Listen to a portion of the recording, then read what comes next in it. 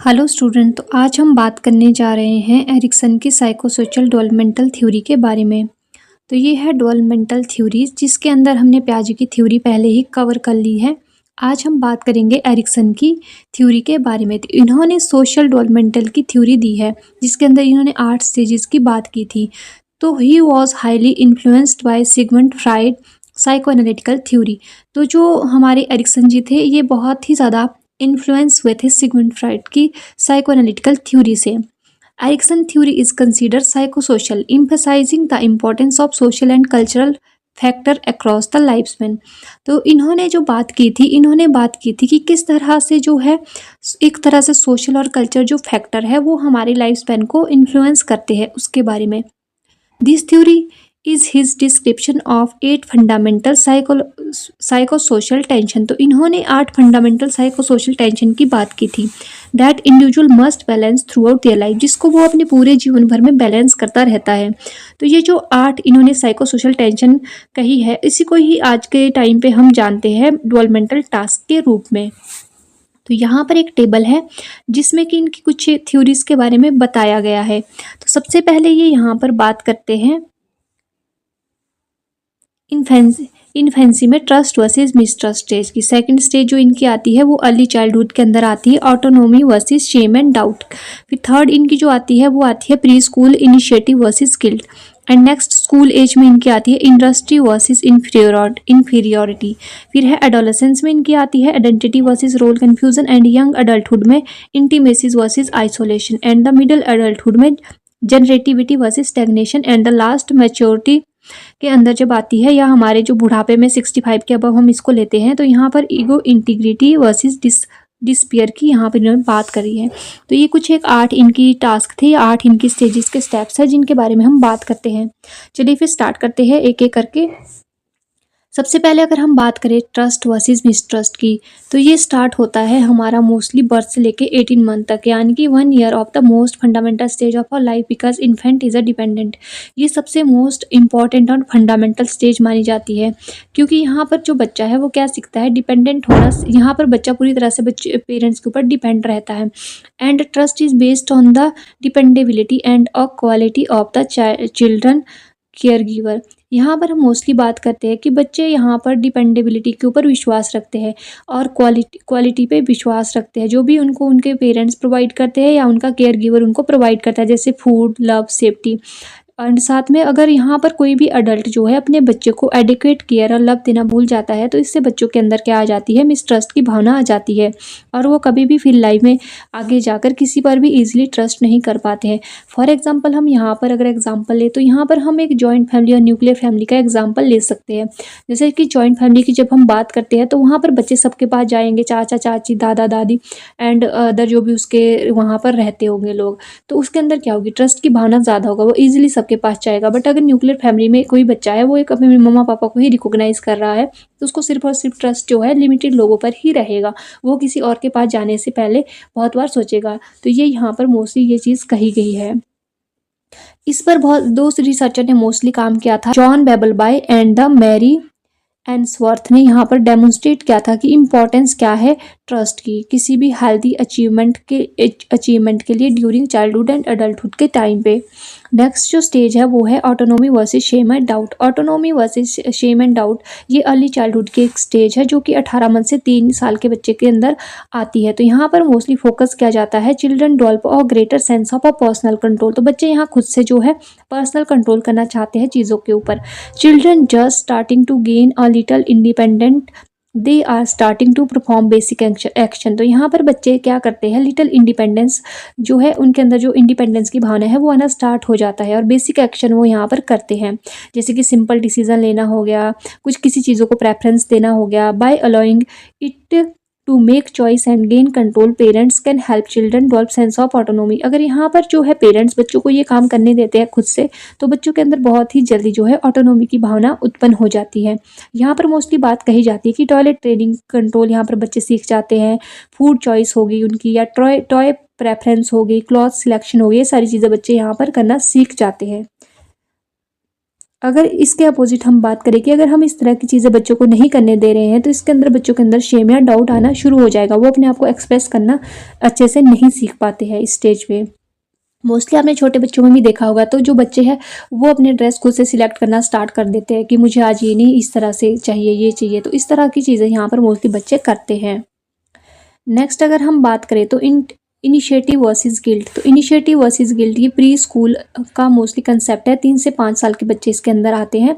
तो यहाँ पर बच्चे विलिंगनेस टू वर्क, बच्चे खुद से काम करने की भावना उनके अंदर आ जाती है। यहाँ पर बच्चे क्या करते हैं कि मुझे खुद से करना है, ये चीज़ करनी है, इस तरह से जैसे वो बड़े को कुछ करते हुए देखेगा तो उनको वैसे ही चीज़ें करनी है। तो यहाँ पर capable and able to lead other, control power over environment. यहाँ पर बच्चे खुद कैपेबल होना स्टार्ट कर देते हैं। उनके अंदर लीडरशिप क्वालिटी यहीं से ही थोड़ी थोड़ी डेवलप होना शुरू हो जाती है। वो कंट्रोल करना सीखते हैं, वो पावर के बारे में थोड़ा बहुत समझते हैं कि एनवायरनमेंट को कैसे, एनवायरनमेंट में रहकर वो कैसे किसी चीज़ को कंट्रोल कर सकते हैं। ये चीज़ें भी वो यहाँ पर सीखते हैं। अगर यहाँ पर हम बच्चे को कहेंगे कि नहीं तुमसे नहीं होगा या तुम गलत कर दोगे, इस तरह की चीज़ें, तो बच्चे यहाँ पर गिल्टी फील करेंगे और सेल्फ जो उनके अंदर इनिशिएटिव थी उसमें लैक आ जाएगा। तो बच्चे आगे जाकर कभी भी जो है विलिंगनेसली किसी भी काम को करने से पहले हिचकिचाएंगे। ठीक है। नेक्स्ट है इंडस्ट्री वर्सेस इंफीरियोरिटी। ये मोस्ट इंपॉर्टेंट स्टेज है।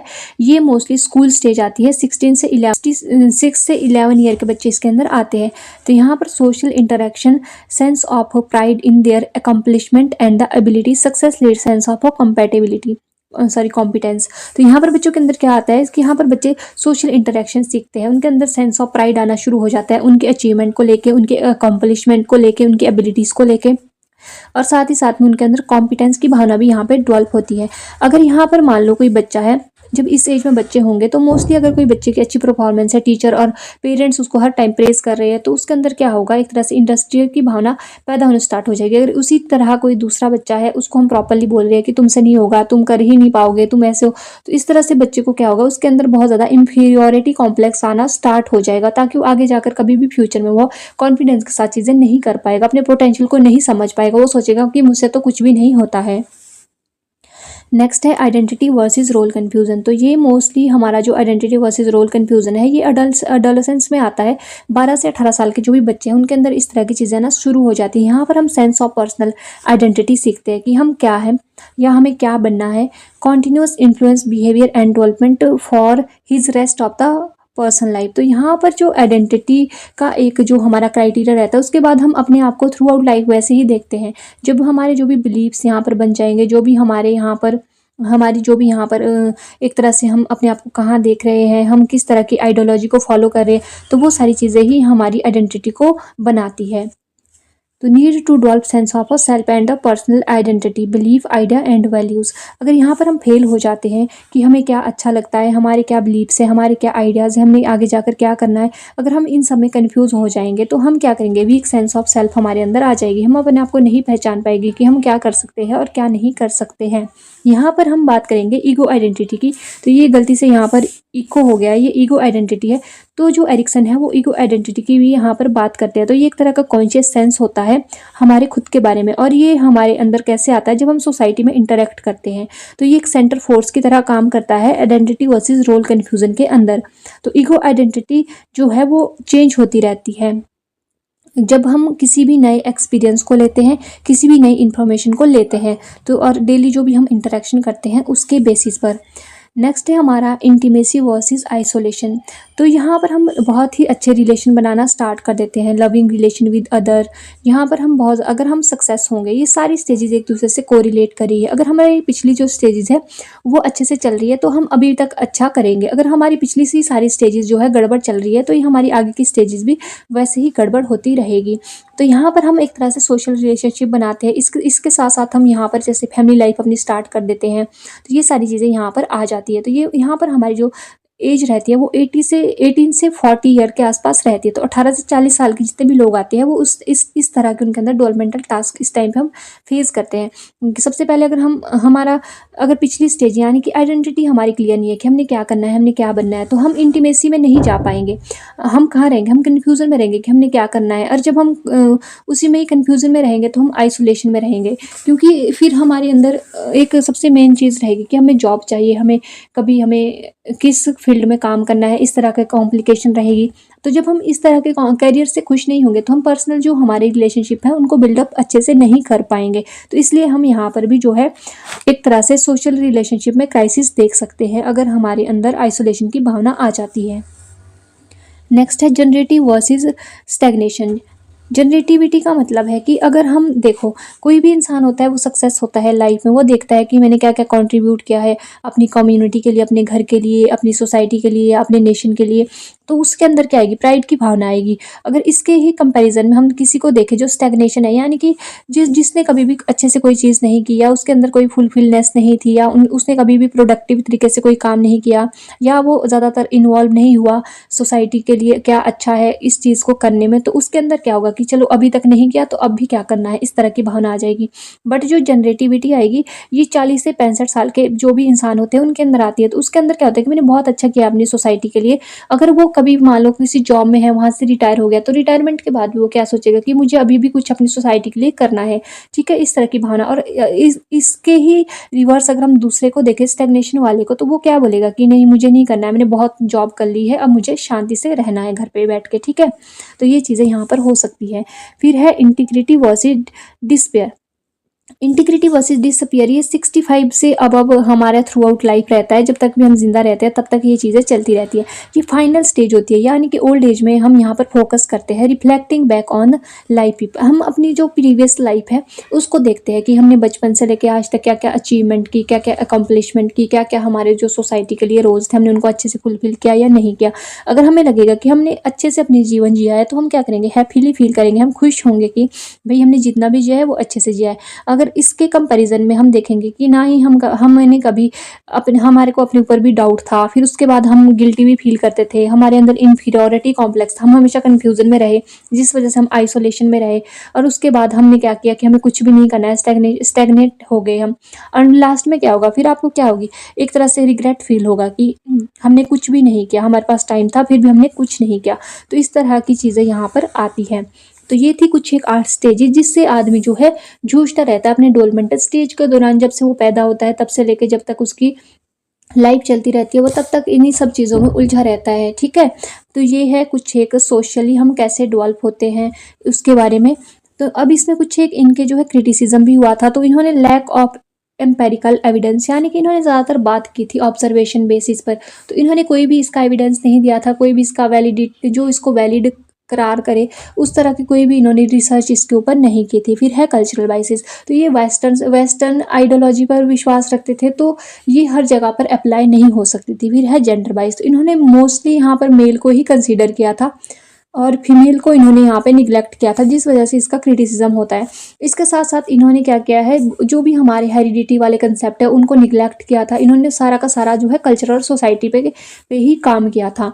एंड उसके बाद इन्होंने जो है एक तरह से डोमिनेंस इन्होंने किस चीज़ पर रखी थी कि हमारी जो है सब कुछ पॉजिटिव ही चीज़ें होनी चाहिए, जैसे कि ट्रस्ट होना चाहिए, ऑटोनॉमी होनी चाहिए, इनिशिएटिव लेना चाहिए, इंडस्ट्री हो गया, आइडेंटिटी हो गया, इंटीमेसी, जनरलाइजेटिविटी एंड इंटीग्रिटी। तो ये सारी चीज़ें इन्होंने कही थी। तो ये भी एक तरह से इन्होंने प्रॉपर इसकी भी डिस्क्रिप्शन नहीं दी थी, और कुछ एक डिफ़िकल्ट टर्म इन्होंने दे दी थी। जैसे इन्होंने जनरेटिविटी की बात कही थी, इसी के साथ इन्होंने ऑटोनॉमी की बात कही थी, बट इसको इन्होंने अच्छे से जो है एक्सप्लेन नहीं किया था, तो इसलिए इनका बहुत ज़्यादा क्रिटिसिज्म भी होता है। तो आई थिंक आपको पूरा समझ आ गया होगा। तो ये अच्छे से पढ़ना, क्योंकि यहाँ से डायरेक्ट आपको एक क्वेश्चन मिलेगा जो आपका स्टेजेस के बीच से भी मिल सकता है, इनकी कितनी एज से कितनी एज तक रहता है, या इसके अंदर क्या होता है इस तरह से, या फिर जो है साइकोसोशल डेवलपमेंट थ्योरी किसने दी है। तो इस तरह के क्वेश्चन जो है आपके यहाँ से बनते हैं।